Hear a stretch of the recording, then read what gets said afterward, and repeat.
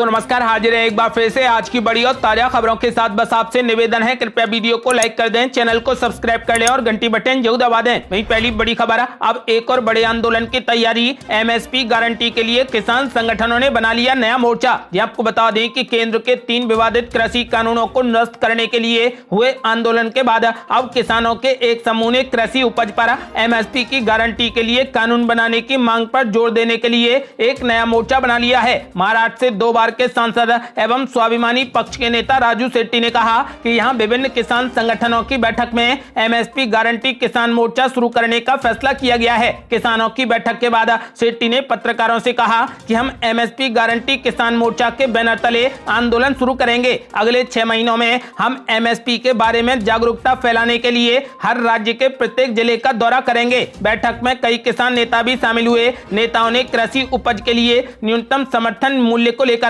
वैधानिक गारंटी की मांग करते हुए प्रत्येक ग्राम सभा द्वारा एक प्रस्ताव को अपनाने के मुद्दे पर जोर देने का फैसला किया है। आपको बता दें कि शेट्टी ने कहा कि ग्राम परिषद से इन प्रस्तावों को भारत के राष्ट्रपति के पास भेजने का आग्रह किया जाएगा। उन्होंने कहा कि इस मुद्दे पर देशव्यापी आंदोलन की घोषणा के लिए राजधानी दिल्ली में 3 दिवसीय किसान सम्मेलन आयोजित किया जाएगा। शेट्टी ने कहा कि सभी किसानों को गन्ना किसानों को भुगतान के लिए केंद्र द्वारा निर्धारित उचित पारिश्रमिक मूल्य की तर्ज पर ही उनकी फसलों के लिए एमएसपी मिलना चाहिए। आपको बता दें कि अब किसान आंदोलन के लिए एक नया मोर्चा तैयार कर लिया गया है और एमएसपी गारंटी की कानून की मांग को लेकर पूरे देश में बड़ा आंदोलन होने जा रहा है। आपका क्या मानना है? क्या एमएसपी गारंटी कानून का आंदोलन होना चाहिए? अपनी राय हमें वीडियो लाइक कर कमेंट बॉक्स में जरूर दें।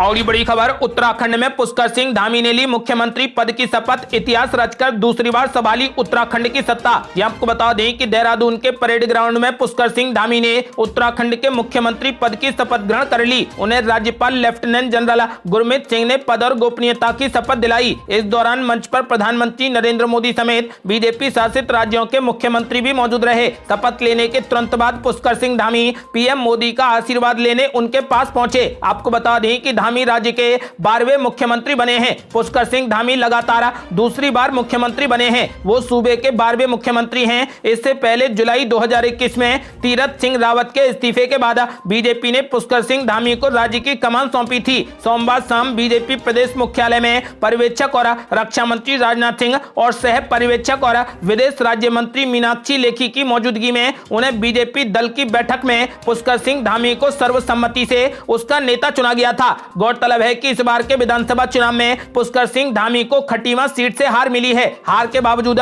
बीजेपी ने उन पर भरोसा जताया है। पुष्कर सिंह धामी को अब 6 महीने के अंदर अंदर जीत हासिल करके विधानसभा का सदस्य बनना बेहद जरूरी होगा। आपको बता दें कि फिलहाल पुष्कर सिंह धामी उत्तराखंड के नए मुख्यमंत्री बन गए हैं। और बड़ी खबर, अब पंजाब में रिश्वत मांगने वालों की खैर नहीं। भगवंत मान सरकार ने जारी किया एंटी करप्शन हेल्पलाइन नंबर। ये आपको बता दें कि पंजाब में सरकार बनाने के साथ ही अब आम आदमी पार्टी करप्शन के खिलाफ में एक्शन में आ गई है। पंजाब के मुख्यमंत्री भगवंत मान ने बुधवार को एंटी करप्शन हेल्पलाइन नंबर जारी करते हुए लोगों से बड़ी अपील की है कि वो घूस मांगने वाले अधिकारियों की वीडियो उस नंबर पर भेजें। शहीद आजम भगत सिंह, राजगुरु और सुखदेव की शहीदी दिवस पर भगवंत मान ने anti corruption action line number 9501200200 जारी किया है। आपको बता दें कि इस दौरान मुख्यमंत्री भगवंत मान ने कहा कि मैंने लोगों से वादा किया था कि 23 मार्च को एंटी करप्शन एक्शन लाइन जारी करूंगा। भगवंत मान ने लोगों से अपील की है कि वो उस नंबर पर भ्रष्ट अधिकारियों की वीडियो ही भेजें। मान ने कहा कि हमारे अधिकारी उन वीडियो की जांच करेंगे और उसमें जो भी दोषी पाया जाता है उसके खिलाफ सख्त कार्रवाई होगी,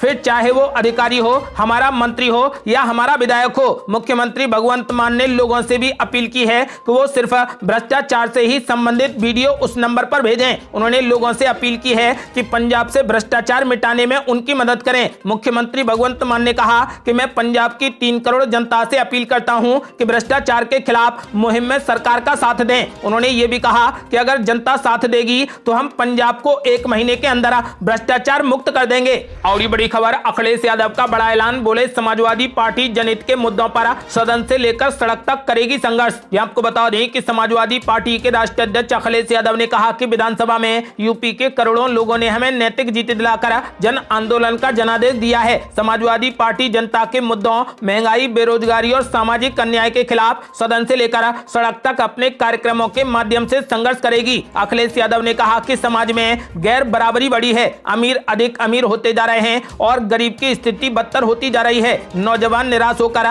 बेकार घूम रहे हैं, रोजगार का संकट उत्पन्न हो गया है, जनता के साथ अन्याय और अत्याचार की घटनाओं में वृद्धि हो रही है। उन्होंने कहा कि भाजपा सरकार कहती है कि डीजल पेट्रोल पर उसका नियंत्रण नहीं है, तो चुनाव के समय दाम क्यों नहीं बढ़ते हैं? चुनाव समाप्त होने के बाद कंपनियां मुनाफा क्यों कमा रही हैं? डीजल पेट्रोल से लोगों को होने वाला मुनाफा बड़े बड़े उद्योगपतियों की जेब में जा रहा है। समाजवादी पार्टी ने पहले ही कहा था कि चुनाव बाद सरकार महंगाई को बढ़ा देगी। भाजपा की गुंडागर्दी पूरा देश देख रहा है। चुनाव में बहुमत के लिए भाजपा गुंडाई कर रही है। पंचायत चुनाव में जिस प्रकार भाजपाइयों ने लोकतंत्र को कलंकित किया था, उसी प्रकार विधान परिषद चुनाव में सत्ता का दुरुपयोग कर लोकतंत्र पर हमला किया गया है। और ये बड़ी खबर, 25 मार्च को 4:30 बजे इकाना स्टेडियम में मुख्यमंत्री योगी आदित्यनाथ लेंगे मुख्यमंत्री पद की शपथ। आपको बता दें कि 25 मार्च को होने वाले योगी के शपथ ग्रहण समारोह के कार्यक्रम का समय अब फाइनल हो गया है। मिली जानकारी के अनुसार शाम 4:30 बजे लखनऊ के Atal Bihari Vajpayee international cricket stadium में योगी आदित्यनाथ मुख्यमंत्री पद की शपथ लेंगे। उनके साथ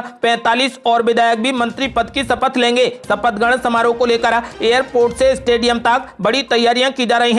सूत्रों के अनुसार स्टेडियम में करीब 70,000 से 1 लाख लोग तक शपथ ग्रहण समारोह में शामिल हो सकते हैं। हालांकि इससे पहले विधायक दल की बैठक होगी, जिसमें योगी आदित्यनाथ को आज विधायक दल का नेता चुना जाएगा। वहीं दूसरी ओर योगी आदित्यनाथ की शपथ से पहले प्रोटेम स्पीकर को भी नियुक्त कर दिया गया है। यूपी की राज्यपाल आनंदीबेन पटेल ने विधायक रमापति शास्त्री को नया प्रोटेम स्पीकर नियुक्त कर दिया है। रमापति शास्त्री पूर्व मंत्री भी हैं। नवनियुक्त प्रोटेम स्पीकर रमापति शास्त्री को राज्यपाल 26 मार्च को पद एवं गोपनीयता की शपथ दिलाएंगे। आपको बता दें कि इसके बाद रमापति शास्त्री निर्वाचित सभी विधायकों को भी शपथ दिलाएंगे। आपको बता दें कि फिलहाल मुख्यमंत्री योगी आदित्यनाथ अपने दूसरे कार्यकाल के लिए 25 मार्च को शाम 4:30 बजे मुख्यमंत्री पद की शपथ ग्रहण करेंगे। और बड़ी खबर, अखिलेश यादव ने किया बड़ा खुलासा, करल से बने रहेंगे विधायक, सांसदी छोड़ने को त्याग बताकर आजमगढ़ से कर दिया बड़ा वादा। आपको बता दें कि उत्तर प्रदेश के पूर्व मुख्यमंत्री और समाजवादी पार्टी के अध्यक्ष अखिलेश यादव ने संसद की सदस्यता छोड़कर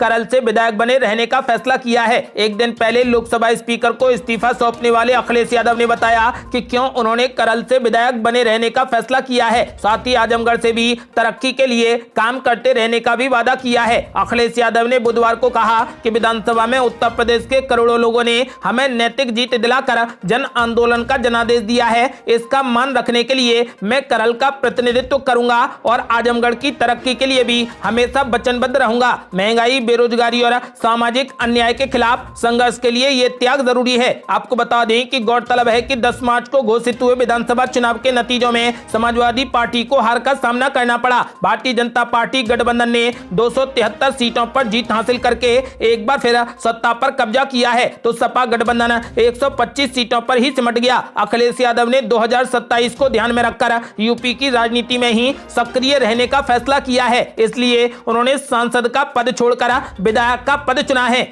और ये बड़ी खबर, मुख्यमंत्री अरविंद केजरीवाल ने बीजेपी को दे डाली खुली चुनौती, कहा अगर ऐसा हुआ तो छोड़ देंगे राजनीति। आपको बता दें कि दिल्ली के मुख्यमंत्री अरविंद केजरीवाल ने नगर निगम चुनावों के स्थगन को लेकर बुधवार को बीजेपी पर निशाना साधते हुए बड़ा ऐलान कर दिया है। अरविंद केजरीवाल ने कहा कि अगर भगवा पार्टी इन चुनावों को समय पर कराकर जीत हासिल करती है तो आम आदमी पार्टी राजनीति छोड़ देगी। अरविंद केजरीवाल ने दिल्ली विधानसभा के बाहर संवाददाताओं से कहा कि अगर बीजेपी एमसीडी चुनाव समय पर करवाती है और उन्हें जीत लेती है तो हम राजनीति छोड़ देंगे। आपको बता दें कि उन्होंने कहा कि बीजेपी अपने आप को दुनिया की सबसे बड़ी पार्टी कहती है। कमाल है, दुनिया की सबसे बड़ी पार्टी एक छोटी सी आम आदमी पार्टी से घबरा गई है। हिम्मत है तो एमसीडी के चुनाव समय पर करवा कर दिखाओ। आपको बता दें कि उन्होंने साफ कर दिया है कि यदि बीजेपी एमसीडी चुनावों को समय पर करवाती है और जीत हासिल करती है तो आम आदमी पार्टी राजनीति छोड़ देगी।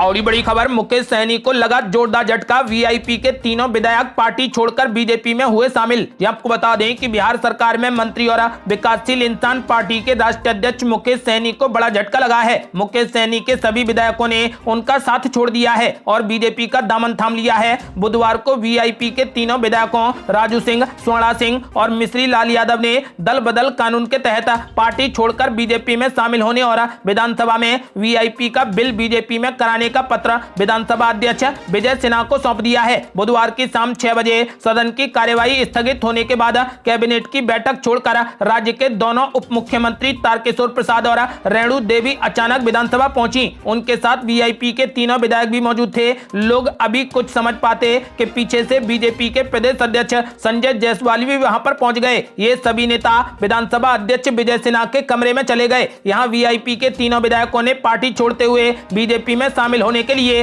विधानसभा के अध्यक्ष को पत्र सौंप दिया। दरअसल पिछले कुछ दिनों से ऐसे कयास लगाए जा रहे थे कि मुकेश सहनी के विधायक कभी भी उनका साथ छोड़ सकते हैं। ये पहले से ही माना जा रहा था कि उनके विधायक उनके साथ नहीं है, बल्कि उनका समर्थन बीजेपी को है। वीआईपी के विधायक भी कई मुद्दों पर मुकेश सहनी का साथ नहीं दे रहे थे। आपको बता दें कि फिलहाल वीआईपी के तीनों विधायक अब बीजेपी में शामिल हो गए हैं, जिसको लेकर मुकेश सहनी को जोरदार झटका लगा है। और बड़ी खबर, पश्चिम बंगाल में हुई बड़ी हिंसा, भाजपा कार्यकर्ताओं ने निकाला विरोध मार्च। शुभेंदु अधिकारी का बड़ा ऐलान, बोले पश्चिम बंगाल में तुरंत लगे राष्ट्रपति शासन। आपको बता दें कि पश्चिम बंगाल के सिलीगुड़ी में बीरभूम के रामपुर हाट में हिंसा और आगजनी के खिलाफ आज भाजपा कार्यकर्ताओं ने विरोध मार्च निकाला। इसकी अगुवाई भाजपा नेता शुभेंदु अधिकारी ने की। शुभेंदु अधिकारी ने ममता सरकार को निशाने पर लेते हुए राज्य में तुरंत राष्ट्रपति शासन लगाने की मांग की है। शुभेंदु अधिकारी ने कहा कि ये बहुत ही दुर्भाग्यपूर्ण घटना है और इसकी निंदा करने के लिए शब्द भी पर्याप्त नहीं है। कलकत्ता हाईकोर्ट ने सेंट्रल फॉरेंसिक को निर्देश दिए हैं। हम एएनआई या फिर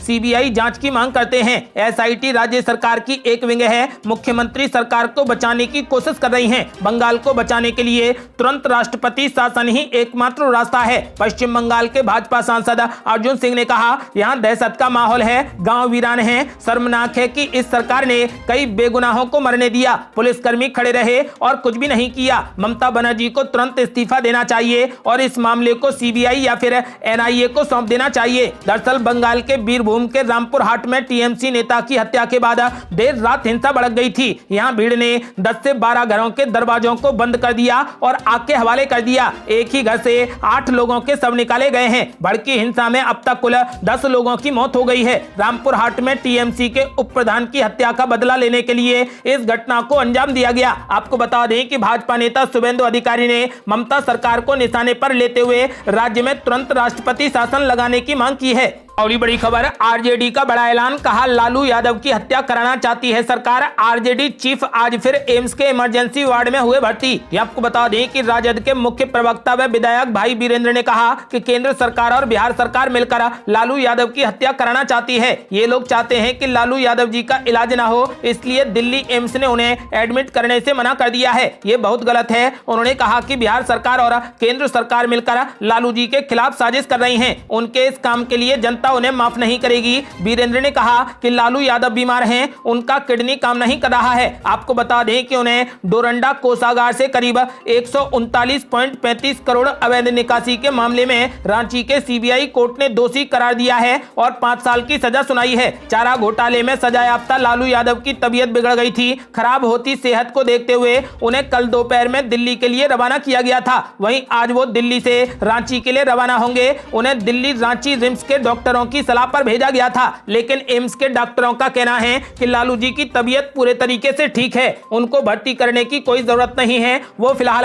रांची रिम्स में ही इलाज कराते रहे। आपको बता दें कि हालांकि सूत्रों के मुताबिक दिल्ली एयरपोर्ट पहुंचने पर अचानक उनकी तबीयत खराब हो गई। उसके बाद एयरपोर्ट से एम्स अस्पताल पहुंचे लालू यादव एम्स अस्पताल के इमरजेंसी वार्ड में भर्ती करा दिया गया है। और बड़ी खबर, आम आदमी पार्टी के सैकड़ों पदाधिकारी और कार्यकर्ता भाजपा में हुए शामिल। रोड शो से पहले अरविंद केजरीवाल को लगा जोरदार झटका। आपको बता दें कि गुजरात के गांधीनगर में पार्टी मुख्यालय में पदाधिकारियों सहित आम आदमी पार्टी के सैकड़ों सदस्य बुधवार को गुजरात में सत्तारूढ़ भाजपा में शामिल हो गए। आम आदमी पार्टी के राष्ट्रीय संयोजक अरविंद केजरीवाल और पंजाब के नवनियुक्त मुख्यमंत्री भगवंत मान के दौरे से कुछ दिन पहले यह घटनाक्रम हुआ है। दोनों नेताओं की अहमदाबाद में एक बड़े रोड शो करने की योजना है। हैं। आम आदमी पार्टी के स्थानीय नेताओं ने इसे झूठा कहकर खारिज कर दिया है और कहा कि उसके कुछ निलंबित सदस्यों को छोड़कर भाजपा में शामिल होने वाले अन्य लोग कभी भी अरविंद केजरीवाल के नेतृत्व वाली पार्टी से जुड़े नहीं थे। भाजपा ने कहा कि गुजरात इकाई के प्रमुख CR पाटिल की मौजूदगी में राज्य भाजपा मुख्यालय कमलम में आयोजित एक समारोह में सैकड़ों लोगों ने आम आदमी पार्टी की टोपी उतार दी और भगवा पहन ली। आपको बता दें कि फिलहाल माना जा रहा है कि आम आदमी पार्टी के सैकड़ों पदाधिकारी और कार्यकर्ता गुजरात में भाजपा में शामिल हुए हैं। और बड़ी खबर, संसद में सुप्रिया सुले का मोदी सरकार पर जोरदार हमला। बोली हर महीने चुनाव करा लिए जाएं तो महंगाई नहीं बढ़ेगी। ये आपको बता दें कि देश में बुधवार को लगातार दूसरे दिन पेट्रोल और डीजल के दामों में इजाफा किया गया। लंबे वक्त से पेट्रोल और डीजल के दामों में बढ़ोतरी नहीं हुई थी, लेकिन 5 राज्यों में चुनाव संपन्न होने के बाद एक बार फिर रेट बढ़ने का सिलसिला शुरू हो गया है, जिस पर विपक्ष हमलावर है। राष्ट्रवादी कांग्रेस पार्टी यानी NCP की सांसद सुप्रिया सुले ने पेट्रोल, डीजल और रसोई गैस के दामों में बढ़ोतरी को लेकर सरकार पर जमकर हमला बोला। उन्होंने कहा कि चुनाव के समय महंगाई पर लगाम रहती है तो देश में हर महीने एक चुनाव कराया जाना चाहिए ताकि जनता को महंगाई का दंश न झेलना पड़े। NCP नेता सुप्रिया सुले ने लोकसभा में शून्यकाल में इस विषय को उठाते हुए कहा कि महिलाओं को उज्ज्वला योजना के तहत रसोई गैस का लाभ देने वाली सरकार ने पेट्रोल, डीजल और रसोई गैस के दाम फिर से बढ़ा दिए हैं। उन्होंने कहा कि देश में महंगाई से जनता का बुरा हाल है। उन्होंने कहा कि जब भी चुनाव आ रहे होते हैं तो उनसे पहले महंगाई एकदम रुक जाती है और चुनाव खत्म होने के बाद चीजें फिर से महंगी होनी शुरू हो जाती हैं। सुप्रिया सुले ने कहा कि ऐसे में मुझे तो महंगाई रोकने का एक ही उपाय नजर आता है। देश में हर महीने कोई ना कोई चुनाव होना चाहिए जिससे पेट्रोल, डीजल का दाम भी कम रहेगा। ये थी अब तक की बेहद बड़ी खबरें। यदि आप भी चाहते हैं कि भारत जल्द से जल्द कोविड मुक्त हो जाए तो इस वीडियो को लाइक कर अपनी राय हमें कमेंट बॉक्स में जरूर दें। यदि आपने अभी तक हमारे चैनल को सब्सक्राइब नहीं किया है तो कृपया चैनल को सब्सक्राइब कर घंटी बटन जरूर दबा दें। जल्दी मिलते हैं बड़ी अपडेट के साथ, तब तक के लिए जय हिंद, जय भारत।